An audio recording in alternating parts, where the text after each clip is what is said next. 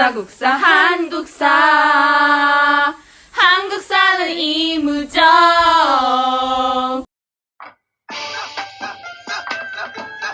안녕하세요. 교과서 읽어주는 남자 이무정입니다. 이번 시간에는 조선시대 흐름을 한번 정리해 볼게요.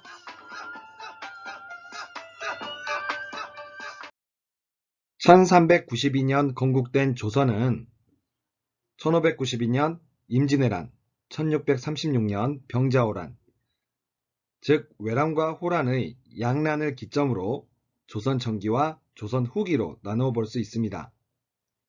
시기상으로는 조선 전기는 15에서 16세기, 조선 후기는 17세기 이후라고 보시면 되겠죠. 유교를 숭상하였던 조선은 덕으로 백성을 다스리는 왕도 정치를 추구하였습니다. 조선의 지배층은 형벌을 통한 교정보다는 예를 통한 교화를 중요하게 여겼습니다. 예는 백성들에게 도덕적 자발성을 갖추게 하는 수단인 동시에 전통적 위계질서를 합리화하는 수단이기도 했죠. 이에 국가적으로 유교윤리 보급과 의례 정비를 위한 사업이 전개되었는데요. 지금 보고 계시는 것이 조선 초기의 문물제도 정비 과정입니다. 세종은 유교적으로 모범이 될 만한 인물의 사례를 모아 삼강 행실도를 편찬하였습니다. 성종은 국가적 행사를 유교적 예법에 맞게 정비한 국조 오례일을 간행하였죠. 또한 조선은 유교적 통치 규범을 성문화하기 위해 법전 편찬에 힘썼습니다. 태조 때 정도전은 조선 경국전을 저술하여 유교적 통치 규범을 종합적으로 제시하였습니다. 이후 조준 등이 조선 최초의 관찬 법전인 경제육전을 펴냈습니다. 세조 때는 역대의 법을 집대성한 성문 법전인 경국대전 편찬이 시작되었습니다. 경국대전은 성종 때 완성 및 반포되어 조선의 법률체계와 통치체제의 골격이 되었습니다. 경국대전의 완성은 어떤 역사적 의미를 가질까요? 경국대전의 완성은 조선이 고려에 비해 통일된 성문법적 질서를 확립하였음을 보여주고 있습니다. 조선 전기에는 훈구파라는 세력이 성장하였고 사림이라는 새로운 세력이 등장하게 됩니다. 세조는 단종을 쫓아내고 왕위에 올랐는데 세조의 즉위를 도와 공을 세운 이들을 훈구파라고 합니다. 강력한 정치 세력으로 자리 잡은 훈구파는 부를 축적하기 위해 불법과 수탈을 자행하는 등 사회 문제를 일으켰습니다. 이에 사림이라 불리우는 집단이 비판의 목소리를 내기 시작하였는데요. 그럼 사림은 어떤 세력일까요? 사림은 대체로 관직에 진출하지 않고 성리학 연구에 힘쓴 사족을 의미하였습니다. 이들은 성리학적 도덕정치와 사족 중심의 향촌질서 확립을 추구하였습니다. 훈구파와 사림의 대립으로 발생한 사건이 사화인데요. 사화는 훈구파의 공격에 의해 사림이 피해를 입은 사건을 말합니다. 성종은 훈구파를 견제하기 위해 사림을 적극적으로 등용하였는데요. 이들은 주로 삼사에 진출하여 공론을 주도하고 훈구파를 비판하였습니다. 그러나 사림을 우대하던 성종이 죽고 연산군이 즉위하면서 훈구파와 사림의 대립이 심해졌습니다. 그 결과 두 차례의 사화가 발생하여 많은 사림들이 숙청되었습니다. 이후 연산군이 폭정을 일삼자 훈구파의 주도하에 중종 반정이 일어났습니다. 중종은 자신을 왕위에 올린 훈구파가 권력을 독점하자 이들을 견제하기 위해 다시 사림을 등용하였습니다. 조광조는 중종이 등용한 사림 중 대표적인 인물이었습니다. 조광조를 비롯한 사림은 왕도 정치 실현과 사림 중심의 향촌질서 확립을 추구하였습니다. 이를 위해 현량과를 시행하고 향약 보급을 추진하였습니다. 또한 훈구파를 견제하기 위해 중종반정의 공신 중 부적격자의 위훈을 삭제하였습니다. 이러한 급진적인 개혁의 위협을 느낀 훈구파는 조광조 일파를 공격하여 대거 숙청하였는데 이것이 기묘사화입니다. 명종 때는 외척 간의 권력 다툼 과정에서 또다시 사화가 발생했습니다.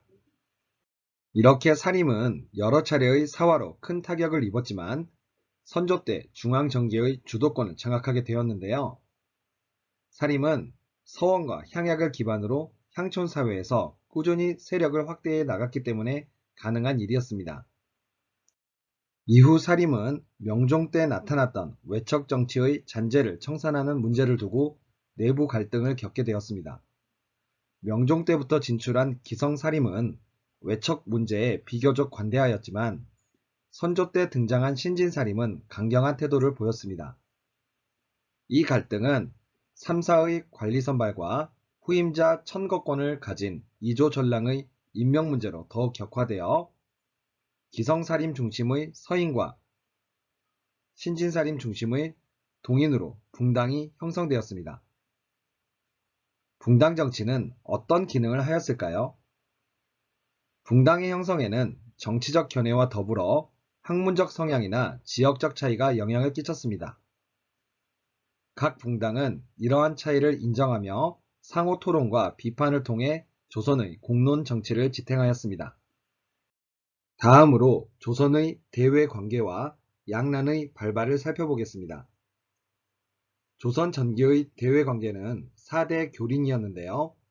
조선은 명에 대한 4대를 대외 관계의 기본틀로 삼고 여진, 일본과 우호를 도모하는 교린 정책을 펼쳤습니다. 이 중 일본과의 관계를 좀 더 이야기해주자면 고려 말부터 계속된 왜구의 약탈이 그치지 않자 세종 때 왜구의 소굴인 쓰시마섬을 토벌하였습니다. 이후 왜구의 규모가 줄어들고 일본이 교역을 요청해오자 조선은 삼포를 개항하여 일본인들에게 교역을 허가하였습니다. 그러나 삼포에 머무르는 일본인의 수가 많아지고 일본과의 교역으로 경제적 부담이 가중되자 조선은 무역 규모를 제한하는 등 일본인에 대한 통제를 강화하였습니다. 이에 불만을 품은 일본인들은 삼포 외란이나 을묘 외병과 같은 무력 시위를 반복하였고 조선과 일본의 교역을 점차 쇠퇴하였습니다. 16세기 말 일본에서는 도요토미 히데요시가 100여 년간 분열되었던 일본을 통일하였습니다. 그는 통일 후 지방 영주들의 불만을 무마하기 위해 조선을 침략하였는데 이것이 임진왜란입니다.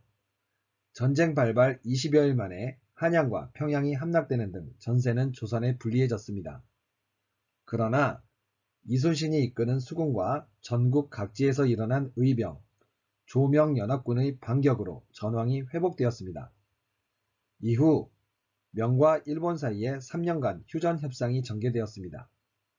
그러나 휴전협상이 결렬되자 일본은 조선을 재침략하였습니다.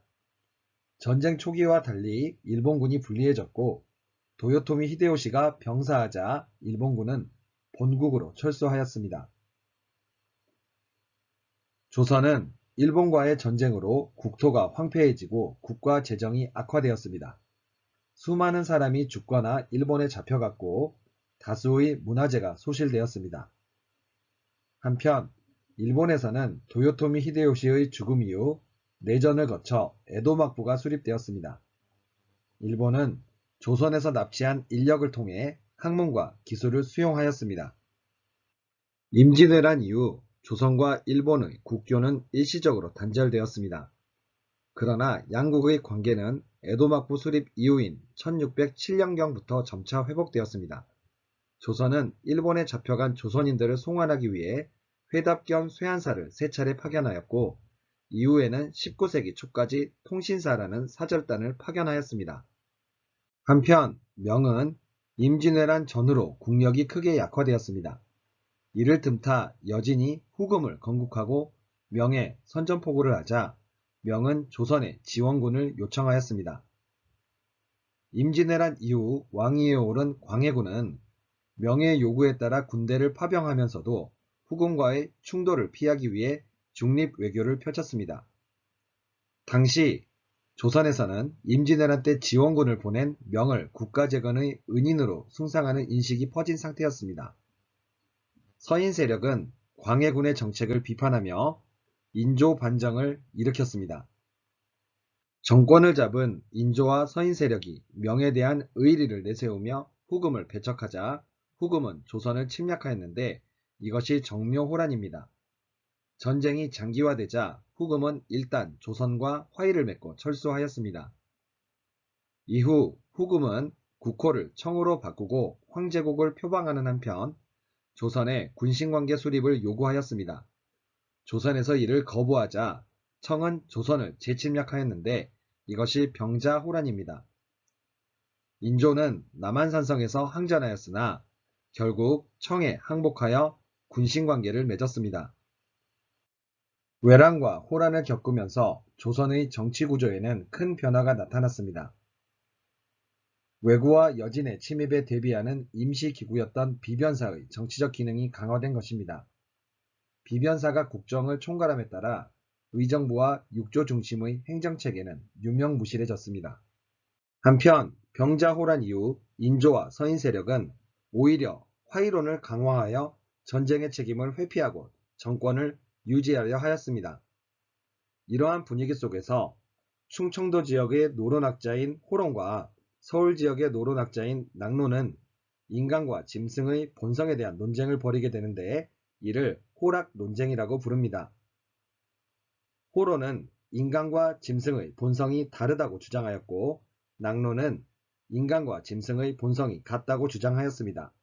호론에는 인간으로 대비되는 조선과 짐승으로 대비되는 청이 본질적으로 다르다는 화의론이 내재되어 있었고요. 반면 낙노는 화의론 쪽 구분에 비판적인 입장을 취해 훗날 북학론에 영향을 미친 것으로 여겨집니다. 북학론은 18세기경 청의 문물을 수용해야 된다는 주장입니다. 한편 병자호란 이후의 조선사회는 성리학과 화의론만으로는 해석할 수 없는 변화에 직면하게 되는데요. 이에 성리학뿐만이 아니라 다양한 사상을 모색하여 현실 문제를 해결하려는 실학자들이 등장하기도 했습니다. 병자호란 이후 효종 때 조선에서는 청을 정벌하여 명에 대한 의리를 지키자는 북벌론이 전개되었습니다. 그러나 조선이 막강한 국력을 갖춘 청과 전쟁을 수행하는 것은 현실적으로 무리였고요. 결국 북벌론을 주도하던 효종이 죽고 난 뒤 북벌론은 점차 쇠퇴하였습니다. 외란과 호란을 겪으면서 붕당의 기능도 변질되었습니다.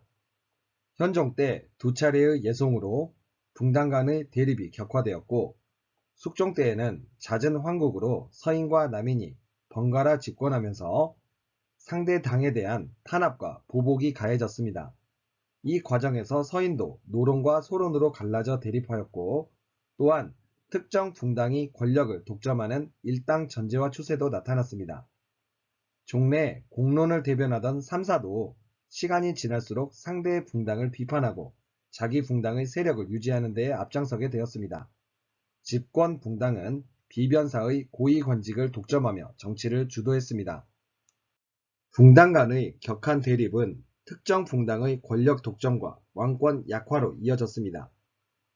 영조와 정조는 붕당 간 세력 균형을 이루고 왕권을 강화하기 위해 탕평 정치를 추진하였습니다. 그 결과 붕당의 대립은 일시적으로 완화되었고 수치체제 개편 및 법전 정비 등의 개혁이 이루어졌습니다. 그러나 정조가 죽고 어린 순조가 즉위하면서 안동 김씨, 풍양조 씨 등 소수의 외척 가문이 정권을 독점하는 세도 정치가 나타났습니다. 세도 정치는 순조, 헌종, 철종의 3대 60여 년 동안 이어졌습니다. 세도 정치 아래서 어떤 폐단이 발생하였을까요? 세도 가문은 비변사의 고위관직을 독점하고 국정을 좌우하였습니다. 세도 가문을 견제할 세력이 없어지자 왕권은 약해지고 공론 정치는 그 기능을 상실하였습니다. 정치 기강이 문란한 가운데 자연히 뇌관매직이나 과거시험 부정 등이 자행되었습니다. 또한 국가 기강이 흐트러지자 수령과 향리 등은 농민들을 가혹하게 수탈하였는데 이것이 삼정의 문란입니다. 이렇게 조선시대 흐름까지 정리해 보았습니다. 여러분, 흐름 정리는 여러분 학습을 위한 길잡이일 뿐이니까요. 이것을 바탕으로 수업 내용, 교과서 등을 좀 더 꼼꼼하게 공부하셔서 화이팅 하시길 바라겠습니다. 전 이만 물러갈게요. 안녕.